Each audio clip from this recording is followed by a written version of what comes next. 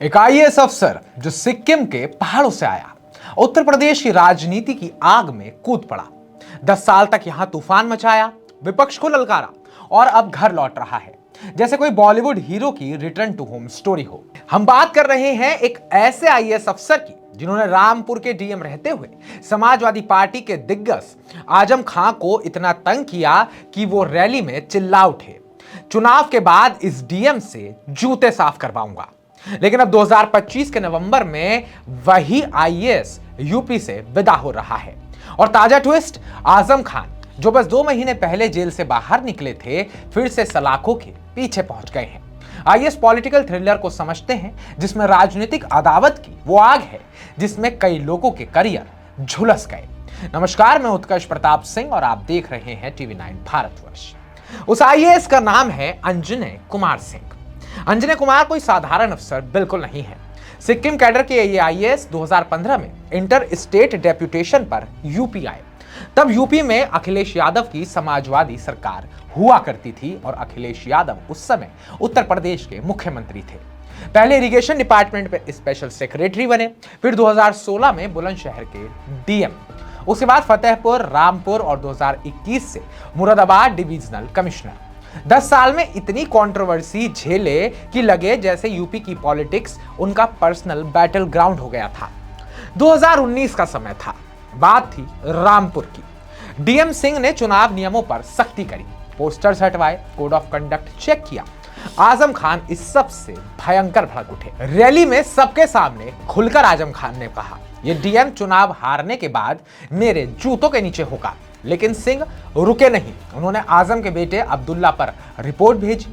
फर्जी जन्म प्रमाण पत्र का केस चला। नतीजा, आजम की यूपी असेंबली मेंबरशिप रद्द हो गई। एसपी चीफ अखिलेश यादव ने सिंह पर बीजेपी से क्लोजनेस का इल्जाम लगा डाला। है ना मजेदार बात, जिस सिंह को अखिलेश यादव का कभी करीबी कहा जाता था, उसी पर अखिलेश यादव ने बीजेपी का फेवरेट होने का इल्जाम लगा दिया। सिंह को एक्सटेंशन भी मिलते रहे 2020, 2024, यहां तक कि 2024 लोकसभा चुनाव से ठीक पहले भी। अखिलेश यादव ने ईसी में चैलेंज किया, बोले ये सर्विस रूल्स के खिलाफ है, लेकिन सिंह बने रहे मुरादाबाद में, जो रामपुर और संभल को कवर करता है। फिर आता है संभल का पोएटिक वॉर। नवंबर 2024 में मस्जिद सर्वे पर सांप्रदायिक हिंसा भड़की। कुछ कहते हैं मस्जिद मंदिर पर बनी। सिंह ने कंट्रोल रूम से कमांड लिया, लेकिन अखिलेश ने सोशल मीडिया पर काव्य से हमला बोला। सिंह ने जवाब दिया, जैसे दो कवि अब आपस में भिड़ रहे हो, ये कुछ हमें देखने को मिला। ये सब देखकर लगा कि सिंह यूपी के एक टफ अफसर हैं जो ना डरते हैं और ना झुकते हैं। लेकिन 14 अगस्त 2025 को उनका टर्म खत्म हुआ, लीव पर चले गए और शनिवार को ये क्लियर हो गया कि उनकी अब सिक्किम वापसी हो रही है। यूपी गवर्नमेंट ने तो एक्सटेंशन मांगा था, लेकिन केंद्र की तरफ से जवाब आया नो। क्यों? शायद कंट्रोवर्सी ही वजह है। अब सिक्किम के पहाड़ उन्हें वापस बुला रहे हैं, लेकिन यूपी की यादें वो तो हमेशा रहेंगी। अब बात जरा नेताजी की भी कर लेते हैं, जिनकी उत्तर प्रदेश में तूती बोलती थी। कहा जाता है कि सीएम कोई भी रहा हो, आजम खान सुपर सीएम रहते थे। एसपी के फाउंडिंग मेंबर, रामपुर के नवाब, मुलायम सिंह के करीबी। लेकिन पिछले सालों में 100 से ज्यादा केस लाद दिए गए। 2023 से सीतापुर जेल में बंद, फर्जी बर्थ सर्टिफिकेट, लैंड ग्रैब जैसे चार्जेस और यूनिवर्सिटी को लेकर उन पर कई चार्जेस लगे। अप्रैल 2025 में एक केस में राहत मिली। मुरादाबाद के तत्कालीन कमिश्नर सिंह ने ही 20 करोड़ का केस रद्द किया। हाँ, वही सिंह साहब जिन्होंने इनको पहले जेल में भी डलवाया था। फिर फरवरी में बेटा अब्दुल्ला भी जेल से बाहर आता है और सितंबर 23, 2025 को आजम खुद बेल पर रिहा होते हैं। 23 महीने बाद बाहर आते ही अखिलेश से मिलते हैं, बोले हमारा रिश्ता फैमिली जैसा है। रामपुर लौटते हैं, बीजेपी पर तखड़ा हमला बोलते हैं। लग रहा था कि भाई मानो लगभग इस बार कम बैक हो चुका है, लेकिन फिर ट्विस्ट आता है। 17 नवंबर 2025 को रामपुर कोर्ट ने डुअल पैन कार्ड केस में आजम और अब्दुल्ला को 7 साल की सजा सुना दी। केस 2019 का है। 2017 चुनाव लड़ने के लिए अब्दुल्ला ने 2 पैन कार्ड बनवाए, अलग अलग बर्थ डेट से।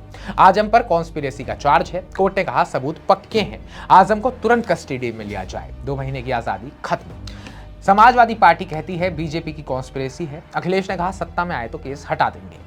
आजम के वकील ने अपील की पिता पुत्र एक ही जेल में रखे जाएं। अभी सीतापुर या हरदोई जेल का इंतजार हो रहा है। आजम खान का नाम रामपुर की सियासत में अभी भी गूंजता है, इस बात से कोई दो राय नहीं है। लेकिन सिंह 2015 में अखिलेश के राज में जब यूपी आए, तब आजम खान सुपर सीएम थे। यानी कि अपने आप में बड़ा रुतबा रखते थे। लेकिन बीजेपी राज में सिंह हीरो बने। आजम के जूते साफ वाले बयान से लेकर पैन कार्ड केस तक सब जोड़ा गया। अखिलेश की शिकायतें, इसी चैलेंज, सोशल मीडिया जंग, ये सब यूपी पॉलिटिक्स का हाई वोल्टेज ड्रामा दिखता है।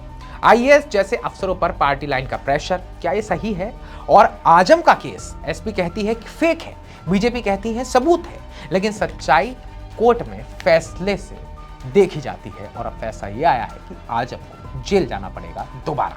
ये स्टोरी सिखाती है सत्ता बदलती है, लेकिन बैटल जो है वो चलते रहते हैं। कई बार नेताओं के बीच में, तो कई बार अफसरों और नेताओं के बीच में।